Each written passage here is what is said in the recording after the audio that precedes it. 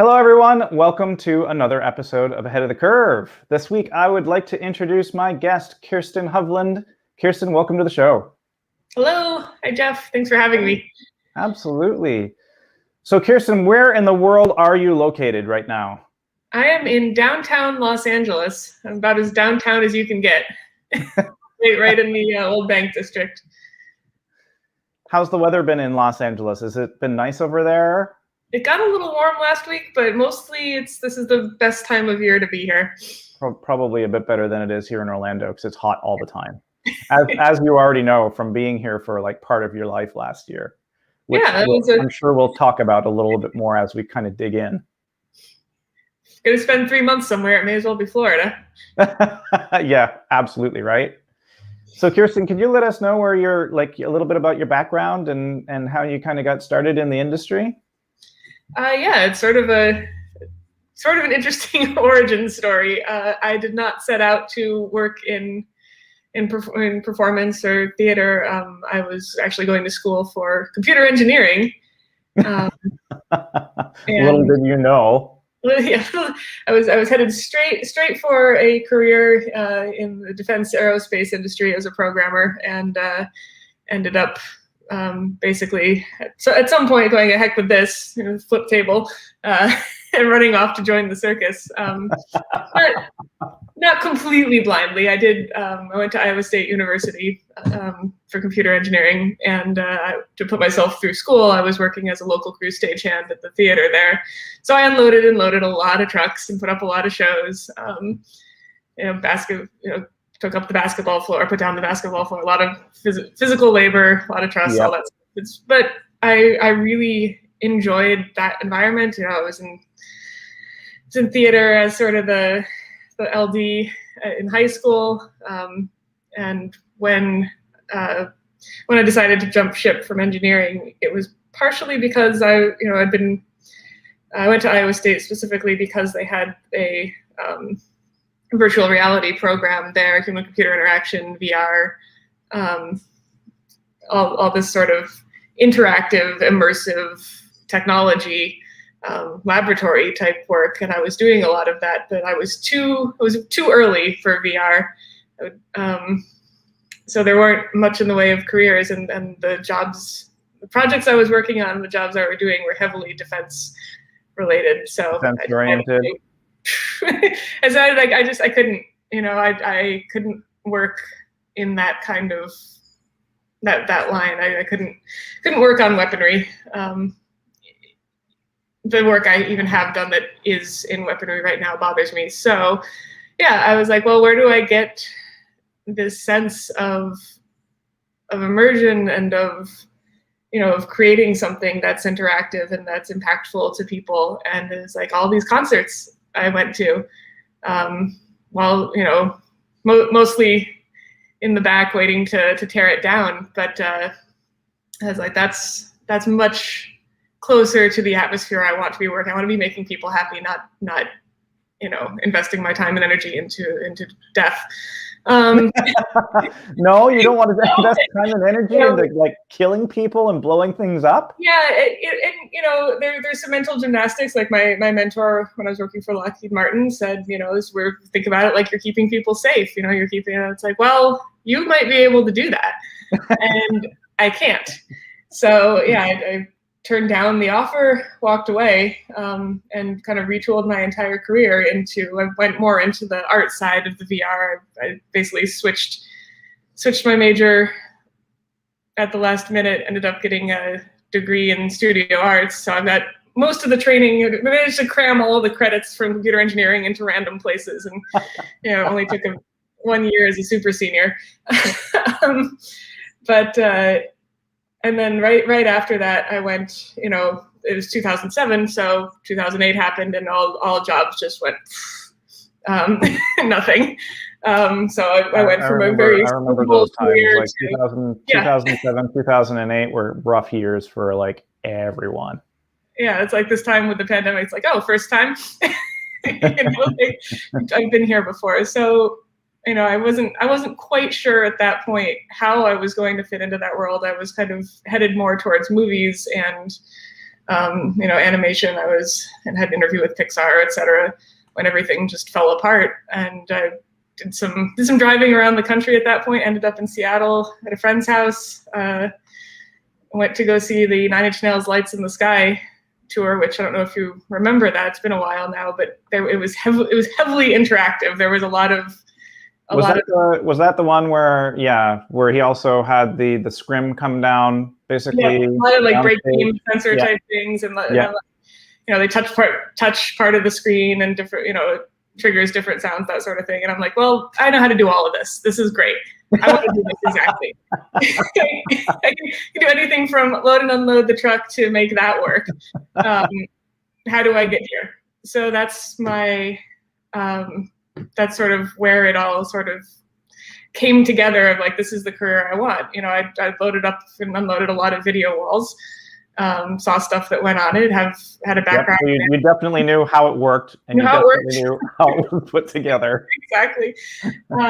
But I didn't know at that point, like, so who chooses what gets put on here? How come it's so many concerts? You've got the clouds, the fire, the water, the rain, all this other, and then some were really brilliant and really well thought out. And I wanted to do that, so ended up kind of looking at who worked on those shows, who does video around, found actually Bob Boniel, who was teaching at CalArts at the time, and I was like, great, I'm going to go to CalArts. Applied. Did you just decide to go to CalArts like as a student at that time? Yeah. Okay. I just decided it was 2000. It was properly 2008 at that point, and there was just nothing else to do but go to grad school or sit at home. With an animation and art degree, with everybody offshoring all of their animation and jobs scarce around. It was like, well, make the investment in the future or wait it out. And at that point, I decided that I may as well get closer to where things were being made and, make some connections, spend some time, really focusing on what the art I want to do and the work I want to do is, and then sort of from there, it's all history. Bob actually left CalArts before I got there, and met him later. Damn, bad timing. I have the best bad timing, I really do. Met my business partner Emery at CalArts. We ended up starting the company together, and it's all sort of been history since then. It's grown, up to 2020.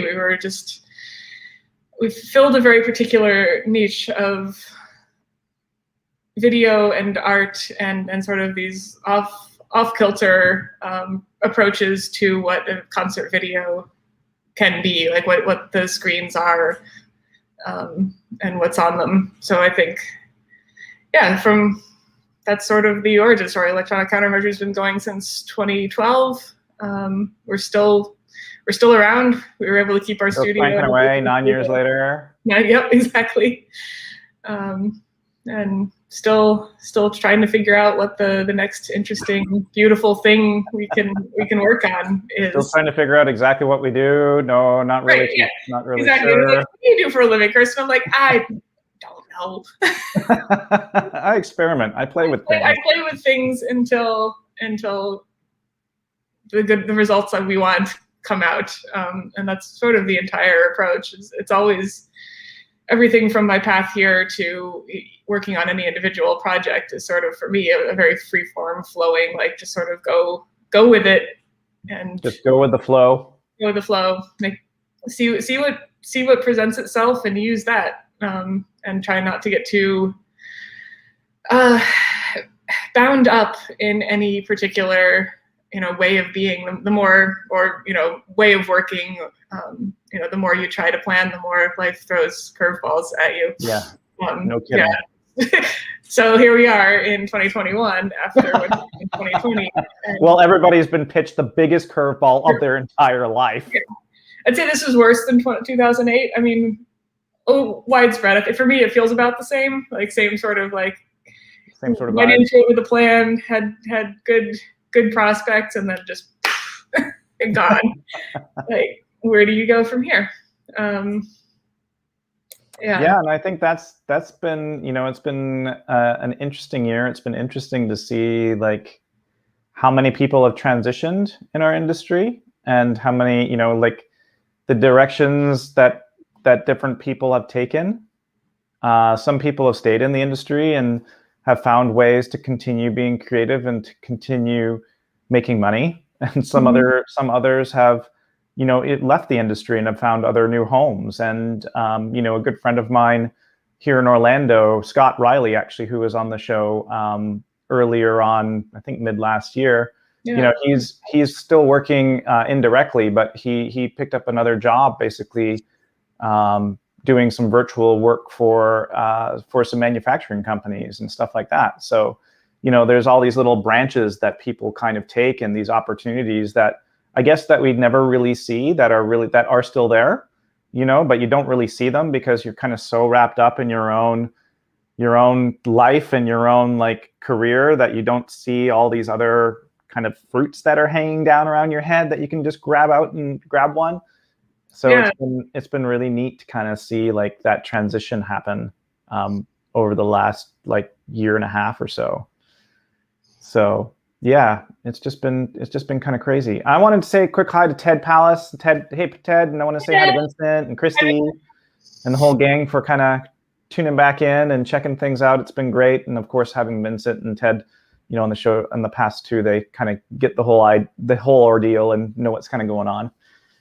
But yeah, so talking about the last year and transforming and staying ahead of things, what have you been doing this last year? I know you did a 3-month stint here in Orlando, covert ops style. I didn't even know you were here until you told me you were leaving. Well, yeah. I mean, the NBA bubble was quite. It's not like I could have seen you, Jeff. Like they didn't let us out. You were trapped. Yes, literally trapped. For me specifically, I could have gone to the venue, I guess, if I wanted to, just for a change of scenery. But I was working remote, even from the remote. Then I was in my hotel room with my content management equipment because of restrictions around when I could actually be in the venue and when people were actually getting content to me. Like our deadline for each day was 8 p.m. and the deadline to be out of the venue was midnight. And so a 4-hour workday just wasn't going to work. It would have been great, but I wouldn't have gotten anything done.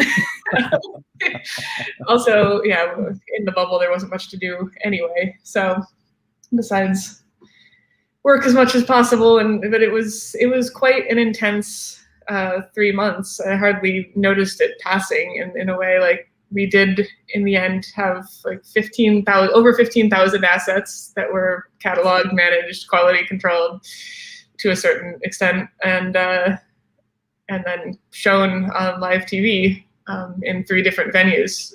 So 15 terabytes of content came in through my computers and out to the D3s, and it was a whole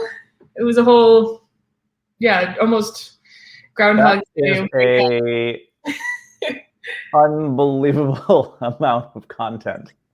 Yeah, it was insane. 22 teams plus the NBA creative services over. So we had lots of different delivery pipelines, lots of different teams to get on board with the delivery pipelines, and just not a lot of time to do or think of much else, which was good, because then I might have realized I was trapped on a Disney resort for 3 months. Coronado Springs, if you've ever been, I couldn't leave. Kind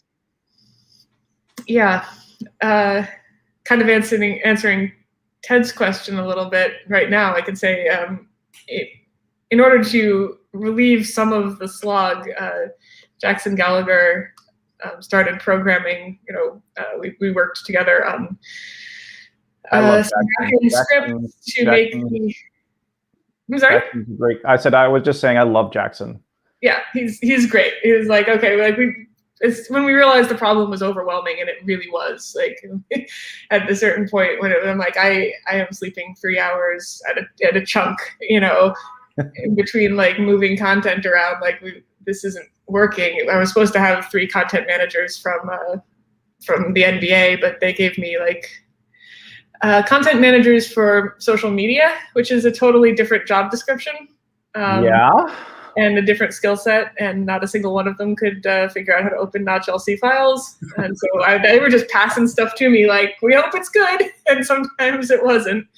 We did end up an entire delivery of the Los Angeles Lakers where somebody had deleted an S off the Los Angeles in the app. Oh, no. We made it through the entire thing, and nobody had seen it until we looked at it on screen. We're like, oh, no. You spelled Los Angeles wrong. Like, this is the worst thing. Redeliver everything. So it was Los Angeles? Los Angeles. Los Angeles. So I don't know, I hope it was a disgruntled intern who did it on purpose, because for that to be a mistake would be worse. Oops.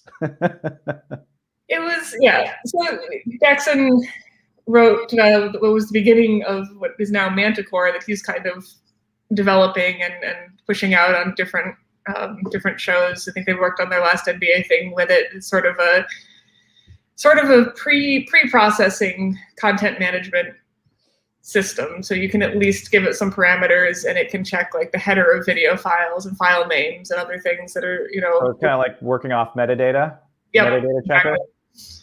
So it'll at least flag the most egregious errors and stop me or anyone else from having to open every file to see that metadata and parse it, so I can tell right away if something isn't the right raster, because if it's labeled a certain way and the metadata doesn't match the raster that it's told the label is supposed to correspond to, then it's like, hey, this file's maybe messed up. As long as the metadata is correct. Right. Well, I mean, downsides to everything. So far, like it definitely made the problem from having to check 100 files every hour to maybe having to check 1 or 2 files. Like, at least I would know if they passed some basic checks, and usually at that point, if something got flagged, it would then flag, for me, flag the entire batch. So like check all of these. Go check this batch, because this one's messed up, so there's probably misunderstandings further on the line. So it was sort of more just a targeting system for like, here's a pile like a file sentinel. Yeah, exactly. So that definitely helped. It went from being just not workable to being at least somewhere in the realm of I can do this in a 10-hour day by myself if I have to. And a lot less things slip through the cracks once we had sort of a filtering system. So for 3 months I had my computer and workstation set up on my desk in the hotel room, connected to a 18-kilometer fiber line to the venue, which is the real magic of Disney. Everything down there is connected by fiber, and it was operationally no different from sitting, in the venue next to. It was just quieter, and I didn't have to wear a mask in my room. So that was nice. Also, it just means I didn't really see very many people, which was good. The programmers made sure that I had lunch with someone at least a couple of times a week. Yeah, that was probably very wise. Yeah, is she still alive in there? Well, the files are still coming, so probably. She's probably still good. We're still getting files. We're still getting content. She's got to still be alive, or she's written some crazy program. Yeah, for her. And to sleep. So that was the first. That was the real, first job we really had after Coachella canceled. We were working on something we were really excited about for Coachella. We were filming stuff for Danny Elfman and working on a couple of pieces, and it all just stopped. And after that, it was all survival mode. Like, how do we keep at least paying the rent? Like, do we keep paying the rent on our studio? Like, what happens to this company? What happens if we don't? Right, exactly. What happens if we don't? What happens? So it went from being a very exciting creative time to being a really scary administrative time. Like I spent suddenly a lot of time, talking with the bank and, shoring up what we could, paring down what we could, and then making sure we could, we could meet our obligations and, do what we could to kind of stay afloat and hoping we could ride it out, all while not being terribly optimistic that anything was going to come back. And when they said they were postponing to October for Coachella, I wasn't even super hopeful about that. You're like, yeah, right. I don't know. I'm not an infectious disease expert by any means. I know a lot more now than I did, but it just seemed, with everything shutting down like it was, that wasn't going to come back. And if that didn't come back, what were we? What was our studio going to be? What was I without this job? Without the. So it was really, really hard. During that time, we did manage to get like the PPP and EIDL, and we managed to get all, shore up the finances enough where we were pretty sure we were going to make it survive. At least another, survive, get through another year maybe. Right. But, because, our company, besides the rent, is fairly low overhead and making sure, we can pay our mortgages and stuff. So we were pretty lucky in that like a cold shutdown was actually pretty possible. So for the first couple of month or two, we just well, what do we have? We have a studio. What do we have? We made masks to distribute. We got a couple of sewing machines from people. Emily Bort gave us her old one. That's awesome. And we had one, and just, I don't know, shocking amounts of fabric accumulated in the studio over 9 years. So we made masks out of everything compliant, and then we got tapped to be part of the USC Keck School of Medicine's 3D printed mask program. So when we had our 3D printer, so we started printing masks, and then Butch Allen heard that we were printing masks, and he had a friend who had 2 3D printers that were kind of semi out of commission, and he's like, "You can fix these, you can have them." So we were really, yeah, we got them online and printing. That's masks. Awesome. We were just a mask factory for a while, and that at least gave us some sense of purpose, and that we were doing something helpful. The community-based finances, like the PPP and all that, were able to keep us at least the lights on in electricity enough to make masks. Yeah. And do what we could. And then after sort of that's when the Fuse called us to be part of the NBA bubble, and I was like, yes, of course. Yes, I'm going to go do that. Let me check my watch and my schedule. I'm free. I'm free. Yeah. 3 months. Yeah, I got it. Good. But since then, it's how, what have we also been doing? I've started working on a few other projects with friends. You mentioned you were also teaching. Also teaching, yeah. Started teaching at UC Irvine. Did a virtual teaching, Zoom class kind of thing for terrifying interactive technology for theater over Zoom. So I've got my little web camera and Arduino, and I'm like, hey, this pin goes oh god, this is the worst. We got it in the end. I think everybody learned something, at least, including me. But even that, watching the students kind of figure out where they creatively sat in a world with no theater, even though they're students in a theater program, discussing that with them. What are the other options? How can they reach people when people can't gather? It did end up being really helpful and interesting discussions. Teaching, awesome. Making things. It's hard because coming from a theater, being a theater junkie and being a theater student myself, the creative the creativity for me in a lot of cases, of course, always came from being in the space, Yep. you know, and just feeling the space itself. And I couldn't really imagine what it would be like not being able to be in there and still having to have that outlet, like not even having a sense of whether you're going to have a theater to go back to or not, you know, like it's kind of that whole all those what ifs kind of thing going on. It's pretty easy to spiral into like, is this going to, you know, what's going to be left when we do come back? You know, what does comeback look like? Yeah, and I think we're all still trying to figure out what that's going to look like. Yeah, we're not out of it yet by any means.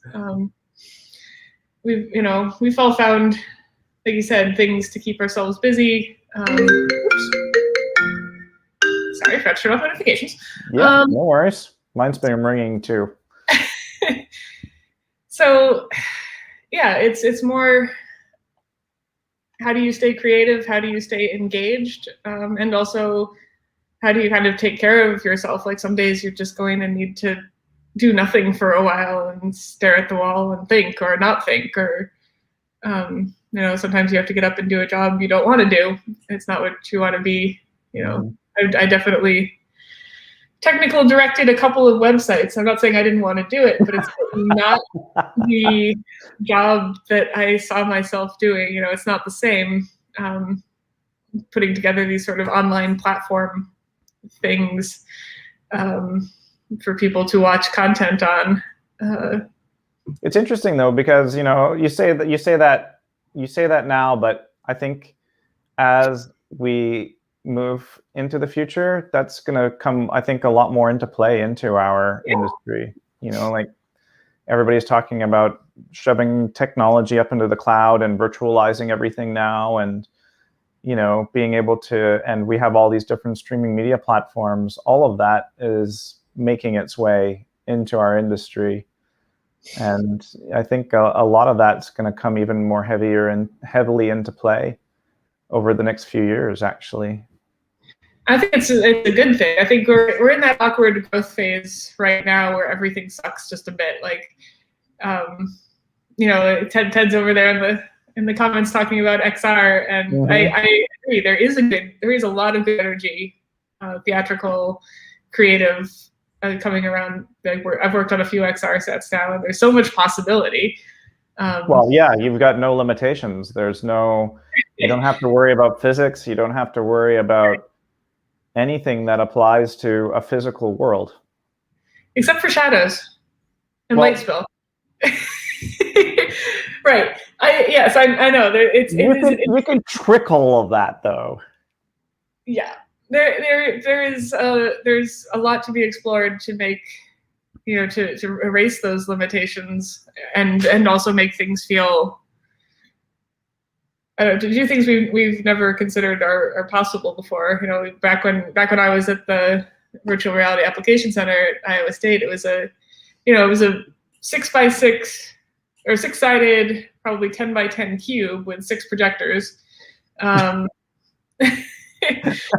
Projecting each, and even that was amazing. You know how bad the graphics were.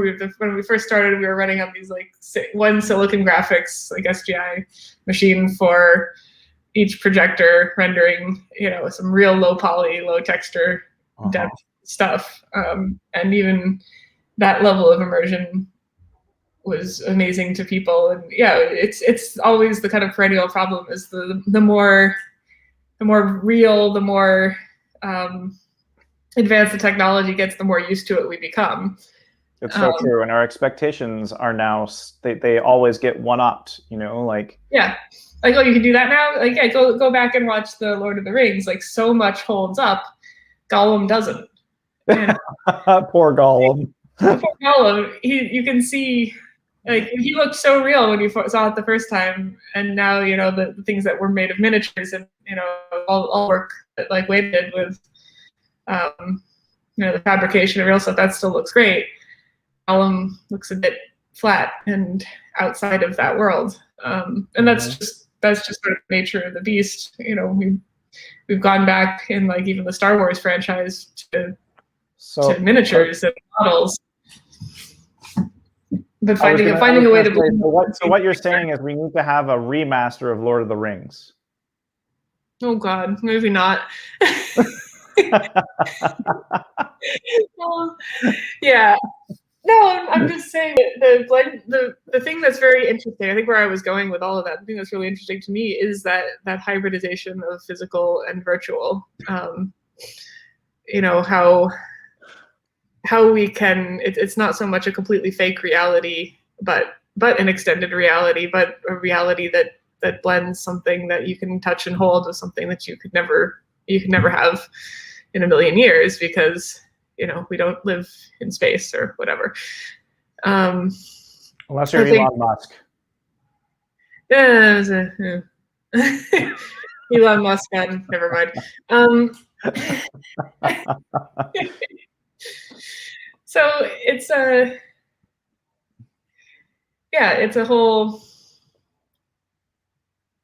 it's an interesting space to be in, like where, as I said, everything is awkward, and we're in sort of that phase where it's like everybody wants this, and then it'll as with everything, it'll swing back the other way. Nobody wants this, and then somewhere it will land in the middle of this. Just becomes a normal part of like what a production is. It's always the pendulum effect, right? You always have the whole pendulum swinging like crazy from one side to the next, and it settles in like comes, and then it takes some time to settle, and like, we're kind of starting to hit that settling phase. I think we're starting to get to the point where it's starting to settle a little bit, at least in the extended reality workflows, because they're getting better, they're getting refined. I just saw that there was a release of some new features that Disguise had been working on, to be able to create virtual zoom, indefinite virtual zoom inside of. It's good. It works. It's fun. It's super fun to be able to do that. Like, yeah, I think that to me is one of the more interesting aspects about the XR, is the ability to really extend that space into something that is impossible from whatever the cameras are using, the space you have. We're getting when it becomes really interesting to me is when we get to the point where it stops being the cool new tech and starts being just a means to creation.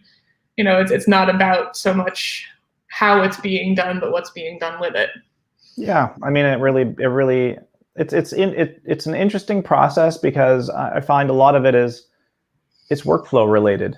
It's creating these workflows to be able to define what you want to build and what you want to create.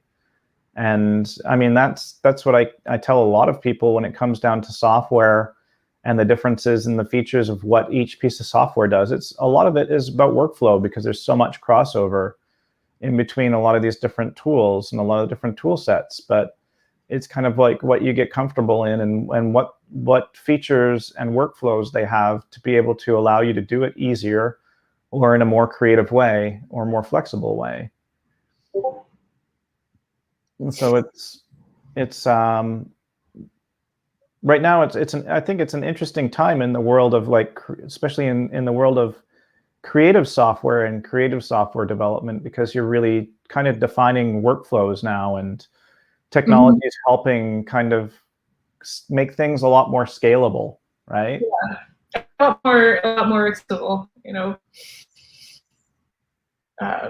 Before you would have needed so much. I mean, I'm not saying it's not expensive. It is, but it's much less expensive than something similar would have been 5 years ago. Yeah. Because the workflow is starting to become codified. It starts to exist. People are starting to know how to do it, how to work with this. So it's not a big R&D or science project each time to try something new. So yeah, true. It is very exciting times and all of that, both in live streaming and XR and all these other things that we've been doing. Like you mentioned, virtual reality for manufacturing, like that's been around for quite a long time, but it's starting to become accessible enough that it becomes a career you can have, as opposed to a bunch of grad student science project. Although there is some fun in that aspect. There is some fun in the science experiment phase. Absolutely. I like being there. Just like pulling things off. There's like a high that comes with doing something that you just haven't been able to do, like getting end display to work properly. That was a high for me. Yeah. Yeah, you're a genius. I was like, it's working, finally. Yeah, and, I like that bit about computer engineering too. And I'm not saying it's not some of the same energy when you finally get something that works, and whatever the certain value of work is, that feeling of figuring out something that you didn't know how to do before, it's the best. It's like secondary only to the feeling of watching an audience enjoy what you've just made for them. Like that, yeah. The first time the crowd cheered when a video and lighting hit landed together and I was in the room, I was like, well, this is what I'm doing for the rest of my life. It is entirely addictive. I went to a lot of concerts. I worked at a lot of concerts to have actually been a part of making something that 10,000 people responded to so positively. I'm looking forward to getting that back. But in the same way, I'm also looking forward to, creating things that hit in a completely different way. Like you were mentioning, the streaming and video presentation. Like we have so much opportunity to reach such a larger audience now. We don't want to be leaving people behind because they can't get to a venue or don't feel safe in a venue yet, or, et cetera. I think the hybrid model will always be here. I think so too. I think that the hybrid model is here to stay, and I think XR is definitely, and virtual production have definitely proved their worth and their place inside of the live event pipeline. And I think it's going to be there for a long time to come. And I wouldn't be surprised to see those pipelines also expand into other areas. Like right now, it's been very much focused on the live environments and a lot of the live event industry, but I can see a lot of the same workflows and a lot of the same ways that things have been created and done this past year applicable in so many other places, and in so many different industries that are directly related to ours, like location-based entertainment and theme parks and stuff like that. And theme parks are already playing with completely immersive environments and creating things in a virtual kind of way. So we're starting to see a lot more of that kind of fall through at the industry as a whole across all kinds of different sectors, which is why I've been also saying to so many people, like, there's so much out there. Like there's so much that you can do. You might feel like you might be locked in one place, but you're not. There's just so much out there.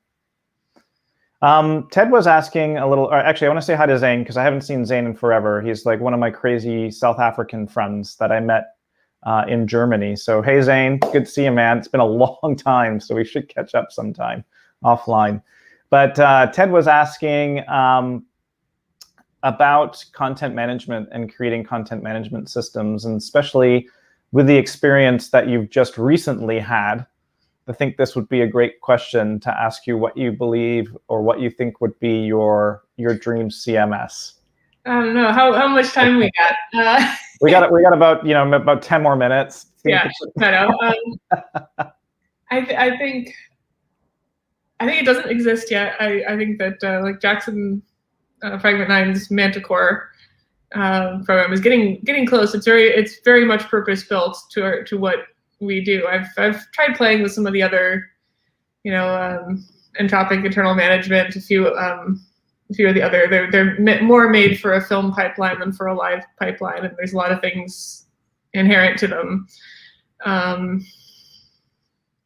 that aren't very useful for us. It's very fully featured for a different industry. This is the first time someone's tried creating something that's beginning to be featured for our industry. So I don't know the answer to that yet. I think it's always changing. Every show is very different in terms of how the content needs to be managed, how much management is needed, how many how much hand-holding do I need to do? How much education do I need to do? Like if I'm working with a studio like, say, Possible, or heck, if it's internal to Electronic Countermeasures, obviously it's going to come in the way it's supposed to come in because we're doing it. I'm guessing that's Stefan that's made that comment from Smart Monkeys. Yep. It's so yeah, I don't think the product itself doesn't exist yet, but I think could soon. Or just maybe the problem itself will start to become self-solving as we get better tools, even in like AI, or I mean far out in the future. Yeah, I mean AI for sure I think is going to help a lot, but there poses some interesting challenges as well. Yeah. And as far as Ted's question about like, content management for XR, like that is an entirely different sorry, Steph. Entirely different set of problems, because what is content at that point is a program, is a world, is a what are we, is it a camera position in a world, is it a set of instructions and cues and other things, like the whole possibility that's opened up with running content as a game engine, as a fully real-time mutable source. That is a much larger question that I think we're going to be discussing. I think so too, because I mean, the game engine in itself opens up a whole different can of worms, I guess, in a lot of different ways. Because from a content aspect, you can consider just about everything inside of it an asset. From models to scripts to lights to exactly. and then of course creating things and having instances of things run in real time and populate in real time as well. So it does open you up to the why is this broken, like basically debugging phase that you don't usually get on set, because at least for the most part the software you're using is not exactly beta, but it does end up that every world you're building is essentially a piece of software that may be an alpha release. Like this, these games aren't ready for prime time. They haven't been play tested. They haven't been, and until that starts to become part of the. You bring up a super interesting point, like the whole idea of play testing content now to make sure that it works and make sure that it's not broken. Because there's definitely a lot to say about that, especially when I can see conventional content where you're just kind of doing normal camera passes and fly-throughs and things like that as being just conventional. But once you start to bring a lot of I/O sources into that media, and you start having tracking data, and you start having other types of data that are streaming in, or even texture streaming and geometry streaming and data streaming from one instance to another, that's where I think things start to really open up a lot of challenges, I would say, probably on the data management and content management side of how do you deal with those assets, and how do you screen those assets to make sure that they're going to work. You can't see in a live environment somebody coming up to you with a self-executable made in Unreal and saying, hey, can you load this? I'm going to be going on stage in like 5 minutes. Load this up. And load this world up, I mean, there's the whole, even just watching kind of the XR stuff really happening around the same time as like Cyberpunk 2077, like that whole game came out, which was as hell. And I'm like, this is my pain. This train wreck is my life. Yeah. You released a game that is about the same quality assurance ability as a lot of these sets I'm working with now, which is stunning and kind of amazing. And I don't know. I don't know that it didn't make for better content in the end. Like some of those unintended consequences are the only reason I know about that game. So yeah, it's a super fascinating time. Like the blending between game and real, or game and the whole reality. stop wasting all of your time spent, playing video games. And like, Mom, I'm working. Like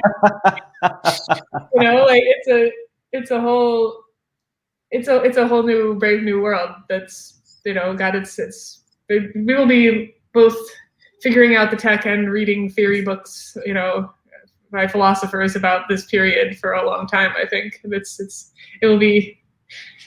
The only reason I'm sad that I'm not going to live to be 300 is I don't get to go read what gets written about it in a couple hundred years.